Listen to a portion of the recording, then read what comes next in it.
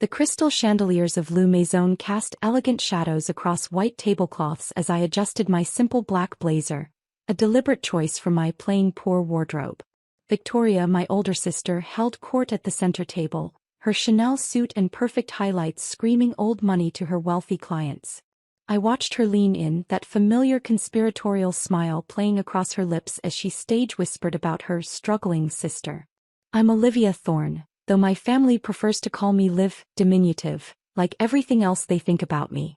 At 34, I'm supposedly the family disappointment, the cautionary tale Victoria loves to share with her investment clients.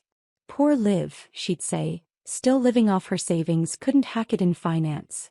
If they only knew those savings were worth $4.2 billion as of this morning's market opening. Liv, darling, Victoria's voice carried that precise mix of pity and condescension she'd perfected over years of practice. So glad you could join us. Though. She glanced meaningfully at my off-the-rack blazer. You really should have mentioned it was at Le Maison. You could have borrowed something more appropriate. I took my assigned seat, the one furthest from her important clients, of course. The blazer's comfortable, I replied, watching her wince at such a pedestrian consideration as comfort. This is Harrison Blake, Victoria gestured to the distinguished-looking man beside her. He's considering having our firm manage his technology portfolio. Her emphasis on our made it clear which sister she meant. Harrison, this is my sister Liv. She used to work in finance too before I decided corporate life wasn't for me. I finished smoothly, accepting the wine list from the sommelier. Victoria's eyes narrowed slightly. She'd been hoping I'd let her finish the story about my supposed burnout and breakdown. Ah yes, Harrison smiled politely. Victoria mentioned you're between opportunities right now. Must be difficult in this economy. I caught the sommelier's eye. The Chateau Lafite Rothschild 1982, please. Victoria's perfect eyebrows shot up. That bottle cost more than what she thought I made in a month. Put it on my usual account, Jean-Marc. Of course, Miss Thorne. Your regular table is available if you'd prefer. This is fine for tonight, I cut in smoothly, watching Victoria's expression shift from surprise to suspicion. She'd never seen me here before, yet the staff clearly knew me well. Liv, she hissed once Jean-Marc left, you can't afford that wine. I'll have to cover it. Actually, Harrison interrupted, studying me with new interest, did you say Thorne? Not Olivia Thorne. Victoria laughed, that silvery social laugh she used to smooth over awkward moments. Yes, that's her name, but of Phoenix Capital? Harrison continued, his focus entirely on me now. The same Olivia Thorne who just acquired Microtech Solutions. The silence that fell over the table was absolute. Victoria's wine glass stopped halfway to her lips. Her junior associate nearly dropped his phone. And Harrison Blake, one of her biggest potential clients, was looking at me like he'd just discovered gold. Microtech was undervalued, I said simply. Their AI division alone was worth twice the market cap. That was a $3 billion acquisition, Harrison said slowly. Cash offer if I remember correctly. Victoria's face had gone from cream to paper white. There must be some mistake, she managed. Liv works from her apartment. She barely makes ends meet. She runs one of the most successful private equity firms in the country, Harrison finished. I can't believe I didn't recognize you immediately. Your hostile takeover of Bennett Industries last year was brilliant. I smiled, remembering that deal. Victoria had spent weeks mocking my unemployed status during that acquisition, never realizing I was the anonymous buyer dismantling her client's company piece by piece. You're not. Victoria stuttered, her perfect composure cracking. Between opportunities? I supplied helpfully. No, I'd say I'm exactly where I plan to be. I turned to Harrison. Though I should mention I've had my eye on Blake Technologies for a while. Your quantum computing patents are particularly interesting. Harrison's eyes widened. We're not for sale. Everything's for sale at the right price, I replied, accepting the wine as Jean-Marc returned. By the way, Victoria, don't worry about the wine. I own the restaurant. Have since last year. Victoria's hands were trembling now. The careful narrative she'd built about her failure of a sister was crumbling in front of her most important client. Why didn't you tell me? She whispered. You never asked, I said simply. Too busy telling everyone how I couldn't handle the pressure, how I was living off dwindling savings. It's amazing how much you can accomplish when people underestimate you. Harrison was already pulling out his business card. I'd love to discuss those patents further, Miss Thorne. Perhaps a private meeting. Of course, I took the card knowing it would cost Victoria her biggest potential client. I have an opening tomorrow at my office. The one in the building I bought from Victoria's firm last month. They don't know that yet, but the announcement goes out in the morning. Victoria knocked over her water glass. The Madison building? But that's our headquarters. Was your headquarters? I corrected gently. Amazing how many properties you can acquire when your own sister tells everyone you're unemployed. No one even thought to check who was behind the holding company making the offers. The rest of dinner passed in a blur of revelations. Every dismissive story Victoria had ever told about me was unraveling. Every client at the table was suddenly realizing they were dining with someone far more powerful than their wealth manager. As coffee was served, my phone buzzed with a news alert. I smiled, turning the screen toward Victoria. Oh look, Forbes just released their 40 under 40 list. Guess who made the cover? She stared at my photo at the headline declaring me, investment's new queen, and something finally broke. All this time, she whispered. Every dinner where I pitied you, every client I told about my poor struggling sister, was free advertising, I finished. Nothing makes people underestimate you quite like family convinced of your failure. I stood, straightening my deliberately modest blazer.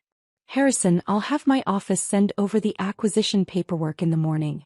Victoria, you might want to start looking for new office space. I hear rents are quite high these days.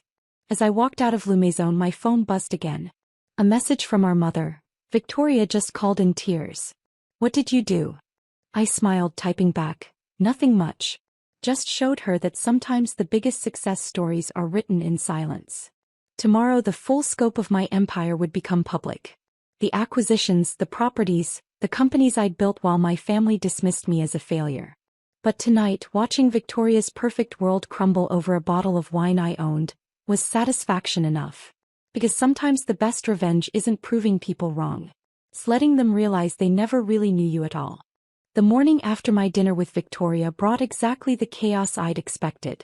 My phone hadn't stopped buzzing since dawn, texts, calls, emails, all from family members who'd suddenly discovered they had a billionaire relative. I sat in my real office, not the modest co-working space my family thought I used, but the entire top floor of the Phoenix Capitol building downtown. Floor-to-ceiling windows offered a perfect view of the city I'd been quietly reshaping for the past 5 years. Your sister's been in the lobby for an hour, Maya, my executive assistant, announced. Security says she's tried 3 different names to get past reception. I glanced at the security feed. Victoria looked decidedly less polished than usual. Her designer suit was slightly wrinkled, her perfect hair showing signs of a sleepless night. The Madison building announcement must have hit. Your mother's called 6 times, Maya continued. Your father's trying to reach you through LinkedIn, and your cousin Sarah's already updated her profile to mention her close family connection to Phoenix Capital's CEO. I smiled, opening my laptop to review the morning's news. Phoenix Capital acquires Madison building in surprise move. Olivia Thorne, the silent billionaire. Investment's hidden queen. How one woman built an empire in secret. My phone buzzed again. A text from Harrison Blake. Impressive press. When can we discuss those patents? Before I could reply, Maya's voice came through the intercom. Your brother Thomas is here. He's with your father. That was unexpected. Thomas usually avoided family drama, preferring to stay neutral in his role as a mid-level manager at our father's consulting firm. Send them up. They entered like men approaching a stranger's territory, which in a way they were. Dad's eyes swept the office, taking in the pristine modern design, the wall of business awards, the view that proved just how high his youngest daughter had climbed. Quite an office, he managed finally. Better than this sad little apartment you said I should be embarrassed to work from? I kept my voice neutral, remembering last Christmas when he'd lectured me about wasting my potential. Olivia, Thomas stepped forward. We need to talk about Victoria. Of course. They weren't here to apologize or understand. They were here to manage the family crisis. She's destroyed, Thomas continued. The Madison building was her biggest client portfolio. Without it, she'll have to actually earn her success instead of riding on client connections and family names? I supplied. You could have warned us, Dad burst out. All these years watching us worry about you, letting you think exactly what you wanted to think. I cut in. When did any of you actually ask about my work? My goals? My dreams? Victoria was too busy using me as her cautionary tale. You were too convinced I'd failed by choosing my own path. But billions. Dad sank into one of my visitor chairs. How did we not know? I walked to my window, looking out at the Madison building where Victoria's firm would soon be vacating. Remember when I left Harrison Corp 5 years ago? When Victoria told everyone I'd had a breakdown? They nodded. That story had become family legend. Poor Liv couldn't handle the pressure, ran away from a promising career. I left because I saw an opportunity everyone else missed. Tech companies were undervalued, ripe for acquisition. But I knew how this family operates. If I'd announced my plans, you'd have tried to control everything. Direct my investments. Manage my choices. Just like you always had. We were trying to help, Dad protested. No, I turned back to face them. You were trying to control. So I let you think I'd failed. Used my trust fund as seed money, lived modestly, worked in secret. Every time Victoria mocked my little apartment, she had no idea I owned the building. Every time you lectured me about responsibility, I was closing million-dollar deals. And now? Thomas asked quietly. Why reveal everything now? I smiled, picking up a folder from my desk. Because now I'm fully positioned. Every property, every acquisition, every piece exactly where I need it to be. I handed him the folder. Including Dad's company. Dad stood up so fast his chair nearly toppled. What? Phoenix Ventures, the holding company that's been buying shares in your consulting firm for the past year? That's me. As of this morning, I own 51% of Thorn Consulting. Thomas opened the folder, scanning the documents with growing disbelief. She's right, Dad. She's majority shareholder. You can't. Dad started. Can't what? Run the company better than you? The same way I couldn't handle finance? Couldn't manage my own career? Couldn't be trusted to make my own choices. My phone buzzed, Maya's message flashed. Victoria's trying the service entrance now. If you'll excuse me, I gathered some papers. I have a meeting with Harrison Blake about acquiring his tech patents. When, Dad? The board meets tomorrow at 9. I expect you'll want to prepare your retirement announcement. Retirement? His face flushed. You can't force me out of my own company. Actually, I can. And I will. Consider it a lesson in consequences. Now, if you'll have security escort you out, I believe my sister's about to make her third attempt to breach the building. As they left, Thomas paused at the door. For what it's worth, he said quietly. I always knew you were smarter than they gave you credit for. I just never imagined. No one did, I replied. That was rather the point. After they left, I buzzed Maya. Hold my calls unless it's Harrison Blake. And Maya? Send flowers to Victoria at the Madison building. White lilies. Card should read, sometimes the best success stories are written in silence. I turned back to my window watching Dad and Thomas exit the building. My phone buzzed again, a message from our mother. Family dinner. Tonight. We need to discuss this as a family. I typed back. Can't make it. Board meeting prep. But feel free to discuss my billions without me. You've had plenty of practice discussing my failures. Because this was just the beginning. Victoria's client exodus was about to start. Dad's retirement would shake the consulting industry. And my family? They were about to learn that sometimes the person they wrote off as a failure was actually writing their ending. The boardroom of Thorn Consulting looked exactly as I remembered it from childhood, all dark wood and leather chairs, designed to intimidate. I'd spent countless hours here as a girl, watching my father command his empire while telling me I wasn't cut out for real business. Now at 8:55 a.m. I sat in his chair, reviewing the documents that would reshape our family legacy forever. The other board members filed in slowly, their usual confidence replaced by uncertain glances and whispered conversations. They'd all received the morning's press packet, complete details of Phoenix Capital's acquisition, my father's retirement, and the company's new direction. Dad entered last, Victoria surprisingly at his side. They'd clearly coordinated their attack. Both wore power suits and matching expressions of righteous indignation. "This is ridiculous," Dad announced before even sitting down. "You can't just walk in and take over." "Actually, I cut in smoothly. I walked in months ago. You just didn't notice because you were too busy dismissing me." I nodded to my legal team. "Please distribute the voting records." Victoria grabbed her copy, manicured fingers trembling slightly. "These are fake. They have to be. Like my supposed breakdown was fake?" I raised an eyebrow. "Or my alleged failure." "No, sister dear, these are quite real. Every share purchase, every proxy vote, all perfectly legal and verified." "You've been planning this." Dad's face had gone from red to pale. "All those family dinners where you let us lecture you were excellent opportunities to gauge the company's weaknesses," I confirmed. Amazing what people reveal when they think they're talking to someone who doesn't matter. The boardroom door opened again. Harrison Blake walked in, followed by 3 other major clients Victoria had been courting. Her face went from pale to ashen. "Harrison," she started, "we had a meeting scheduled for with Phoenix Capital," he finished. "Which, as we now know, means with your sister." He took a seat beside me. "The patents we discussed last night, Olivia. I'm ready to proceed." Victoria's Mont Blanc pen snapped in her grip, leaving a blue stain on her pristine white cuff. "Those were my clients," she whispered. "We're being the operative word," I agreed. "Just like this was Dad's company. Things change. Especially when you spend years underestimating the wrong person." I stood, straightening my designer suit. "No more playing poor. No more hiding my success. Let me be clear about what happens next. Dad, you'll announce your retirement effective immediately. Victoria, your position as head of client relations is terminated. The rest of the board can either adapt to new leadership or tender their resignations." "You can't." Dad started again, but I held up my hand. "Actually, I can. And I have. But here's what's interesting, I didn't have to." I clicked a remote, bringing up financial projections on the wall screen. "The company's been mismanaged for years. Client retention is down 40%. Innovation is stagnant. You've been coasting on old relationships while the market evolved."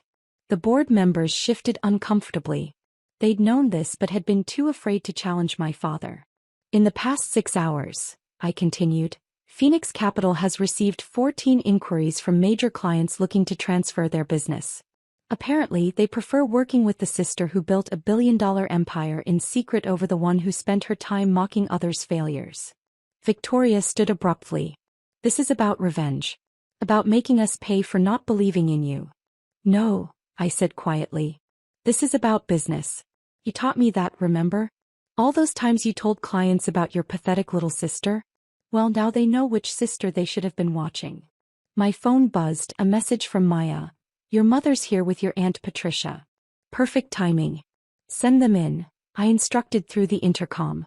Mom burst through the door, Aunt Patricia right behind her.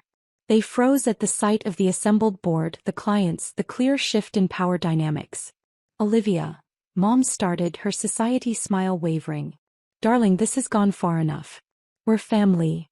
"Funny," I interrupted. "We weren't family when you let Victoria spread rumors about my mental health.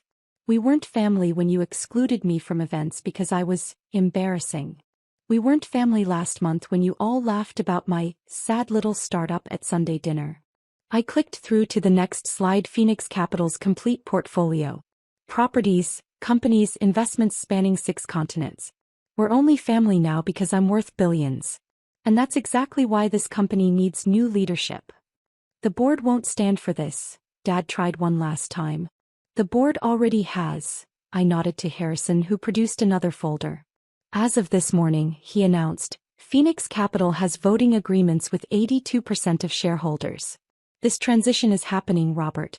The only question is whether you'll retire gracefully or be removed. Dad slumped in his chair, decades of authority draining away. Victoria's perfect makeup couldn't hide her tears. And Mom just stared at me like she was seeing a stranger. In a way she was. "Maya will show you out," I said calmly. "Your retirement package is generous, Dad. Victoria, your severance will be fair. Consider it a lesson in the danger of underestimating people." As security arrived to escort them out, I turned to the remaining board members. Now, shall we discuss the company's future? I have some thoughts on modernization. Later that evening, I sat in my office reviewing the day's press coverage. The business world was buzzing about the silent billionaire, who'd orchestrated one of the most elegant corporate takeovers in recent history. Victoria's client list had already started defecting to Phoenix Capital. Dad's retirement announcement was drafted and scheduled for morning release. My phone buzzed with a text from Thomas. For what it's worth, I'm proud of you. Always knew you were the smartest one in the family. I smiled, remembering all the family dinners where they'd dismissed my potential. All the celebrations I'd attended in simple clothes, letting them think I couldn't afford better.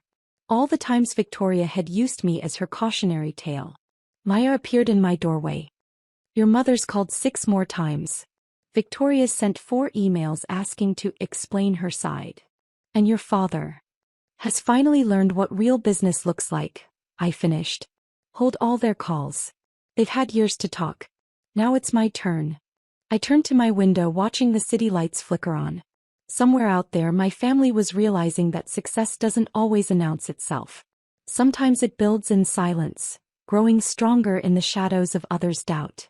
And sometimes, the sister they dismissed as a failure was actually writing their ending all along.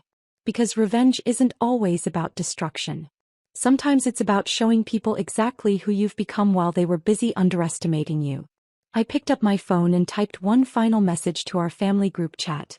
Next family dinner will be in my boardroom. Dress appropriately. After all, we have a new hierarchy to discuss. Then I turned back to my empire, the one I'd built in silence while they counted my failures. Because sometimes the best success stories are written by the people no one thought to watch. And I was just getting started.